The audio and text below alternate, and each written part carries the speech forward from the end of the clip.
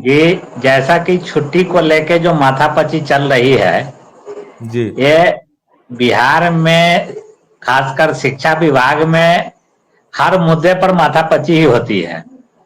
और सही बात कर रहे हैं इस आप। बिल्कुल। जी, कोई भी एक छोटा सा छोटा मुद्दा भी जी।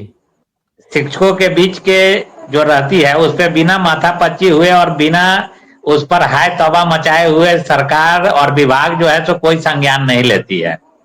और ये जी, जी। छुट्टी पर जो माथापच्ची है यह इससे पूर्व कभी नहीं हुआ था, लेकिन 2023 में हम लोग देखे थे कि पहली बार जब रक्षाबंधन की छुट्टी के आसपास जो कटौतियां की गई थी और हम लोगों ने पूरे बिहार में इसका विरोध किया था, जी, और जी।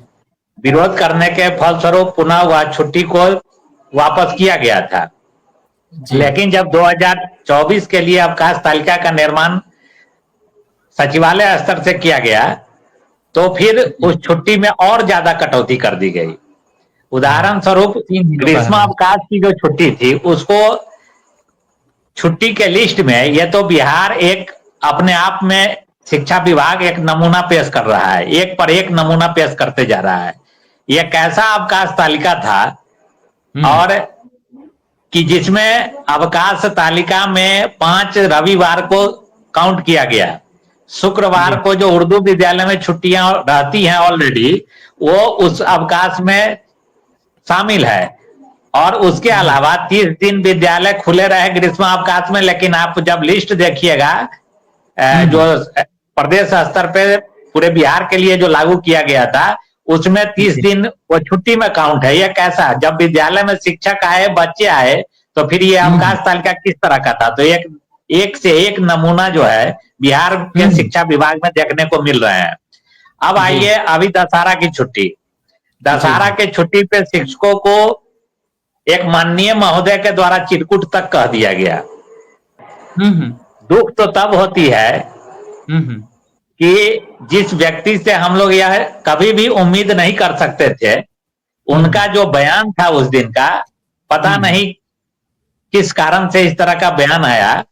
और हमेशा से वो अपने आप को शिक्षक के हितैषी के रूप में जाने जाते थे, लेकिन शिक्षक दुर्भाग्यपूर्ण होने से उनका बयान चुने आया जाते हैं। और जी। शिक्षक को चिरकुट कहना। और उससे भी आगे एक शब्द जो उन महिला शिक्षिकाओं के लिए जो उनके तरफ से वक्तव्य दिया गया कि निर्जला व्रत जो करती है तो क्या निर्जला व्रत करने पर ही पृथ्वी टिका हुआ है, यह काफी दुर्भाग्यपूर्ण था। ऐसी उम्मीद बिहार के शिक्षक कतई उन माननीय महोदय के द्वारा नहीं सुनना पसंद करना चाह रहे। तभी सोच, यह तो एक अचंभित करने वाला बयान था और हम लोग हतप्रभ हो गए। जी, जी। अगर कोई अन्य जनप्रतिनिधि इस तरह का बयान देते तो उसकी एक अलग बात होती, लेकिन वे खुद एक प्रोफेसर हैं और 5 बार से जीत रहे हैं, शिक्षकों के मत से वो हमेशा निर्वाचित हुए हैं, लेकिन पता नहीं सत्ता के करीब भी वो हमेशा रहे हैं, लेकिन बावजूद इस तरह का बयान कहीं ना कहीं अचंभित करने वाला और दुर्भाग्यपूर्ण बयान था। 2023 से पूर्व स्थानीय स्तर पे जिला को यह स्वतंत्रता प्रदान की गई थी कि वहां की जो छुट्टियां का जो लिस्ट बनता था वह जिला स्तर पे शिक्षक संघ और पदाधिकारी मिलकर बनाया करते थे। और मैं अपने जिला के बात कह दूं, 2012 से ही हम लोग उसमें अवकाश तालिका निर्माण में बढ़ चढ़ कर हिस्सा लेते थे और कभी भी अवकाश तालिका को लेके इतनी माथापच्ची नहीं हुई थी। दूसरी बात है कि हर जिला में कुछ स्थानीय भी पर्व त्योहार मनाए जाते हैं और एक जिला के लोग दूसरे जिला से जो है वो प्रभावित नहीं होते थे। जी, जी। तो इस प्रकार की छुट्टियां जब राज्य स्तर से बनना शुरू हो गई तो उसमें लगातार उसमें कमियां दिख रही हैं और पता नहीं सरकार क्यों ऐसा मतलब कि सोच रख रही है कि हम स्टेट से चलाएंगे।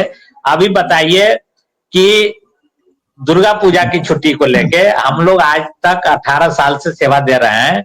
मेरे जिला में गृह जिला जो है वहां पूरे कलश स्थापन से लेके 10 दिन का छुट्टी होता था। दीपावली से लेकर छठ तक की छुट्टी होती थी और यह कोई हम लोग खैरात नहीं मांग रहे हैं। ये नई नई हमारी कोई मांग नहीं है। हमारा जो 60 दिन का जो छुट्टी है, वो छुट्टी जो पूर्व से प्रदत्त है, उस छुट्टी के लिए शिक्षक और नेतृत्व करता है इसकी बात रख रहे थे कि बहुत सारे लोग जो है पूरे 10 दिन नवरात्रा सहते हैं और यह कोई नया परंपरा नहीं शुरू हो रही। बात है कि जो भी जनप्रतिनिधि इस तरह का बयान देते हैं वो बिहार के जनता को गुमराह कर रहे हैं। स्कूलों में छुट्टियां क्यों दी जाती है, स्कूलों में पर्व त्योहार क्यों मनाया जाता है? क्या केवल शिक्षक को प्रताड़ित करने के लिए आप छुट्टी कटौती कर रहे हैं? बच्चे दुर्गा पूजा में कैसे जाएंगे? बहुत सारे ऐसे विद्यालय हैं जहां उसके परिसर में दुर्गा पूजा हो रही है और आज से नहीं हो रहा है वो।